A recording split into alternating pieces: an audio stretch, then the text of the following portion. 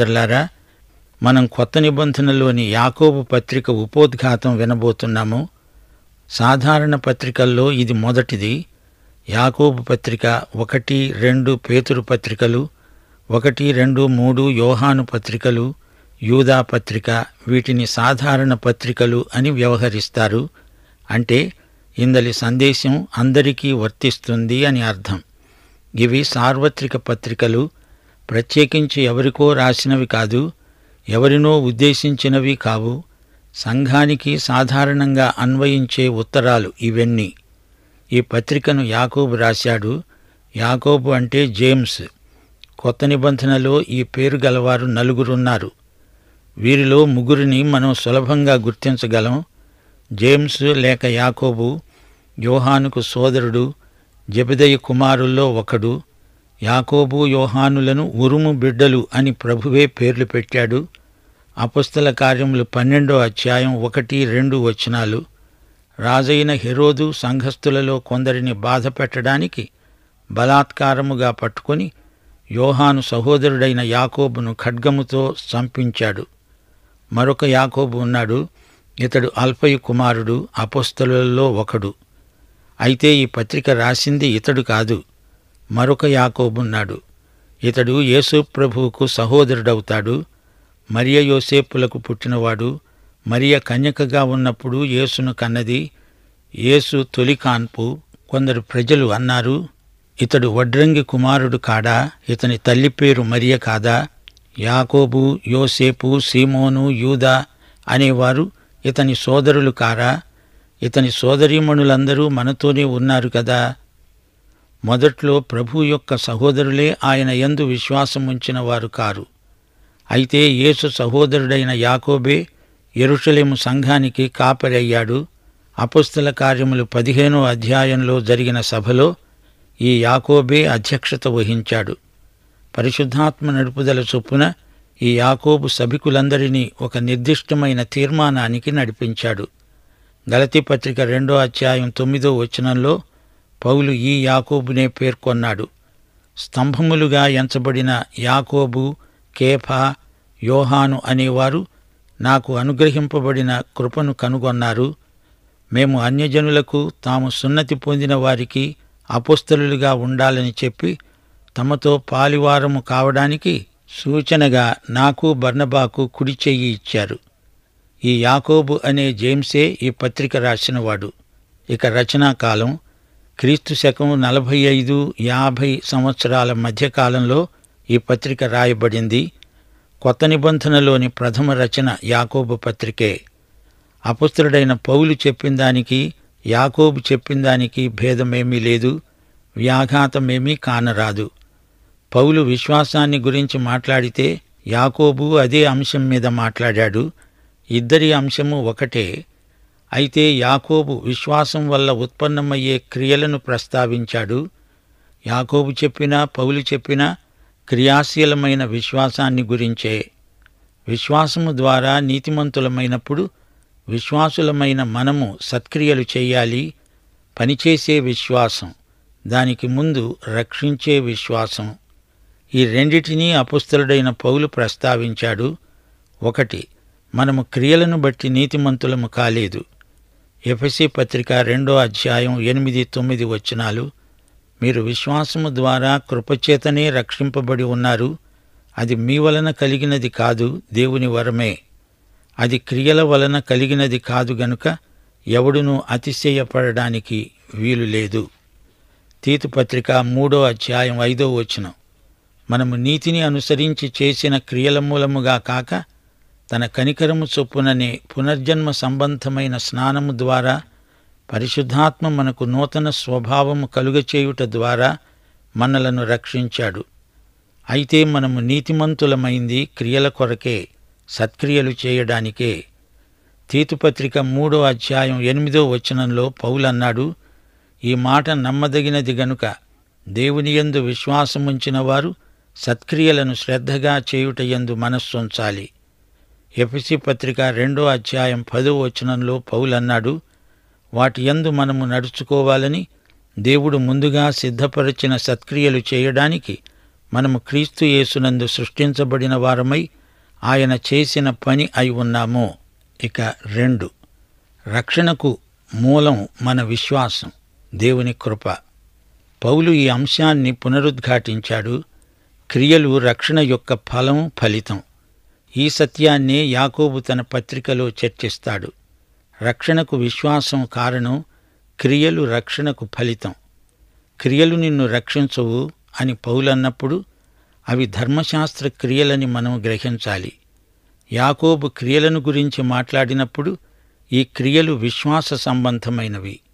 యాకోబు పత్రిక 2:18 ఇదే సవాలు వేయబడింది. ఒకడంటాడు, నీకు విశ్వాసమున్నది, నాకు క్రియలున్నవి. క్రియలు లేకుండా నీ విశ్వాసమును నాకు కనపరుచు, నేను నా క్రియల చేత నా విశ్వాసమును నీకు కనపరుస్తాను. దేవుడు నీ హృదయంలోకి సూటిగా చూస్తున్నాడు. నీకు విశ్వాసం ఉందో లేదో ఆయన చూడగలడు.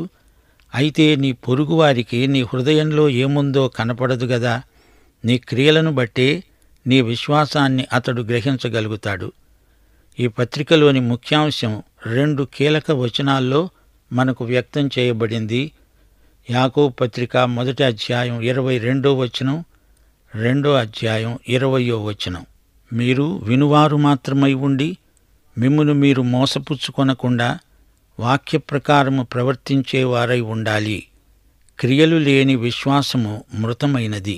యాకోబు పత్రిక క్రైస్తవ నీతిని ప్రబోధిస్తుంది. ఈ పత్రిక ఒక సిద్ధాంత వ్యాసమేమీ కాదు. ప్రయోగాత్మకమైన, క్రియాశీలమైన క్రైస్తవ విశ్వాస జీవిత సూత్రాలు ఈ పత్రికలో పొందుపరచబడినాయి. విశ్వాసమనే అంశం యాకోబు పత్రికకు కేంద్రంలో ఉంది. మృత విశ్వాసాన్ని ఖండించి సజీవ విశ్వాసాన్ని ఎత్తిచూపుతుంది యాకోబు పత్రిక. యాకోబు గొప్ప ప్రార్థనాపరుడు. ఇతనికి ముసలి ఒంటి మోకాళ్లున్నాయని అందరూ చెప్పుకునేవారు. అంటే మోకాళ్లపై ఎక్కువ సమయం గడిపినట్లు అతని మోకాళ్లు సాక్ష్యమిస్తాయి. ఈ పత్రిక ప్రయోగాత్మకమైనది గనుక దీనిని సామెతల గ్రంథంతో పోలుస్తారు. విశ్వాసము ద్వారా నీతిమంతులైన విశ్వాసులు తమ విశ్వాసమును క్రియల ద్వారా రుజువుపరుచుకోవాలి. క్రియలు అనే ప్రయోగ నాళికలో తమ విశ్వాస సాక్ష్యాన్ని పోయాలి.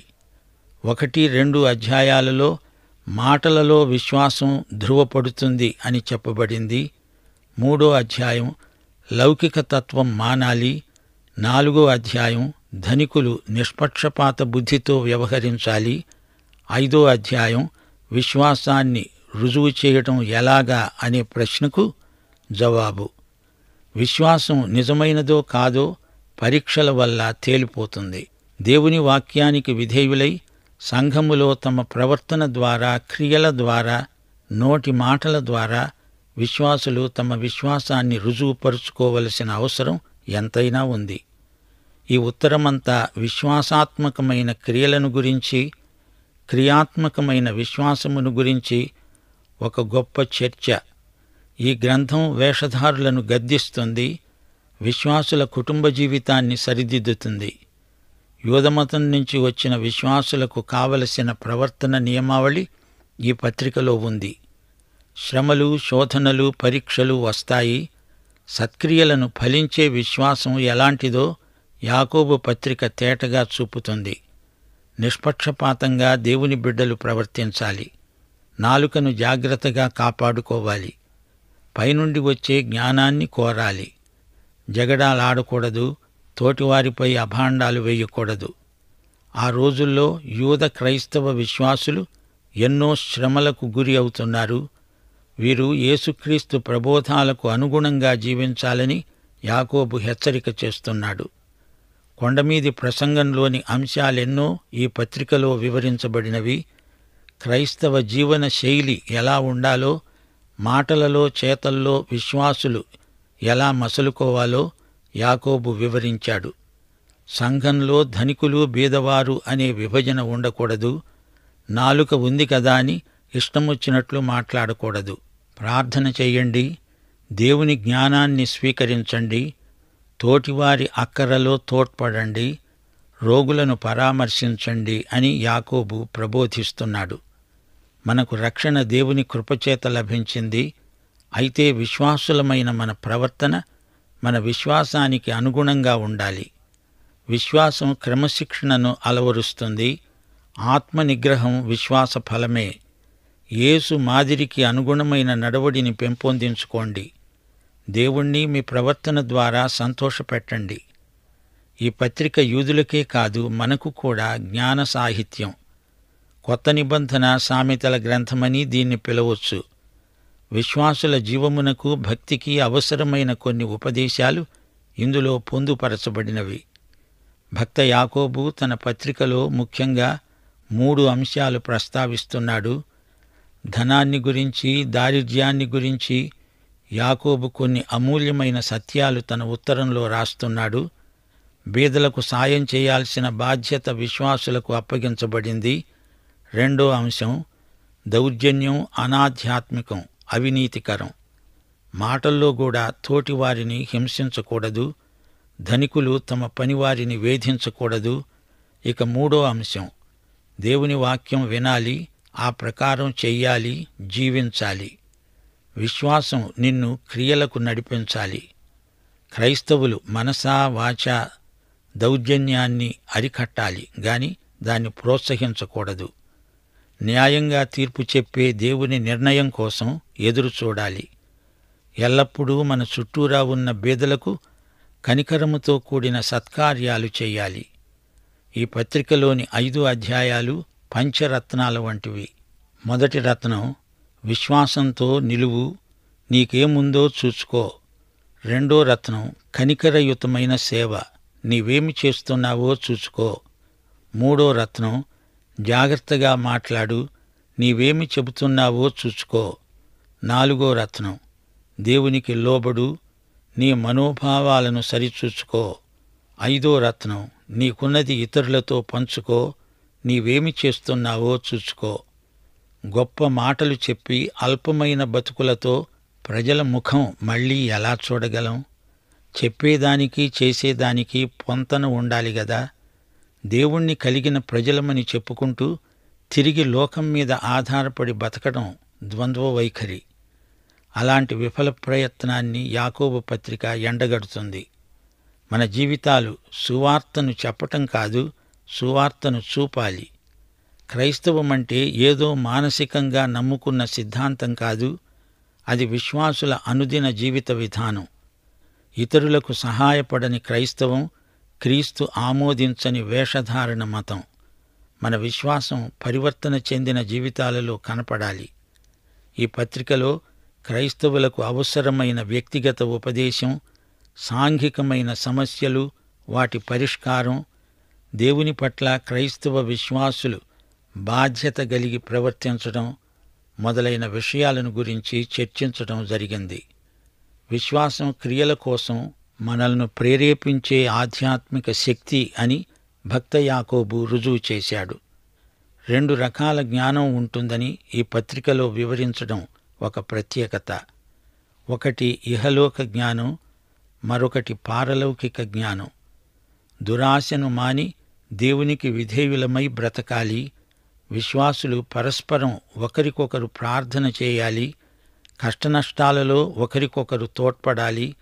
క్రైస్తవ జీవన విధానంలో పాటించవలసిన ఆధ్యాత్మిక సూత్రాలు ఈ పత్రికలో ఎన్నెన్నో మనకు అందించబడ్డాయి. ప్రథమ శతాబ్దపు యూద క్రైస్తవ విశ్వాసులనుద్దేశించి ఈ పత్రిక రాయబడింది. ఈ క్రైస్తవ విశ్వాసులు అక్కడక్కడా చెదరిపోయి అన్యుల మధ్య జీవిస్తున్నారు. అయితే అన్ని కాలాలలో, స్థలాలలో ఉన్న విశ్వాసులకు ఈ సందేశం వర్తిస్తుంది. ఈ పత్రిక రచయిత అయిన యాకోబు అప్పటి యెరూషలేము సంఘంలో కాపరి. జ్ఞాపకముంచుకోండి, ఈ పత్రికలో సజీవ విశ్వాసం, విశ్వాసులకు కలిగే శ్రమలు, విశ్వాసుల మధ్య ఉండవలసిన సహోదర ప్రేమ, జ్ఞానయుక్తమైన మాటలు, ధనికుల యోగ్య ప్రవర్తన మొదలైన అమూల్య సత్యాలు ఈ పత్రికలో మనకు అందించబడుతున్నాయి. యేసు ప్రభు కొండమీద చేసిన ప్రసంగానికి యాకోబు పత్రిక వ్యాఖ్యానమని చెప్పవచ్చు. సమాధానపరిచేవారు ధన్యులు, వారు దేవుని కుమారులనబడుదురు. మత్తయి సువార్త 5వ అధ్యాయం 9వ వచనం. యాకోబు పత్రిక 3వ అధ్యాయం 17వ వచనం. పైనుండి వచ్చే జ్ఞానము సమాధానకరమైనది, నీతి ఫలము సమాధానము చేసేవారికి సమాధానమందు విత్తబడుతుంది. పాఠం ఇంతటితో సమాప్తం.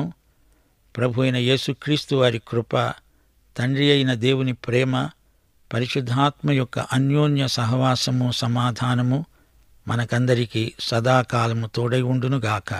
ఆమేన్.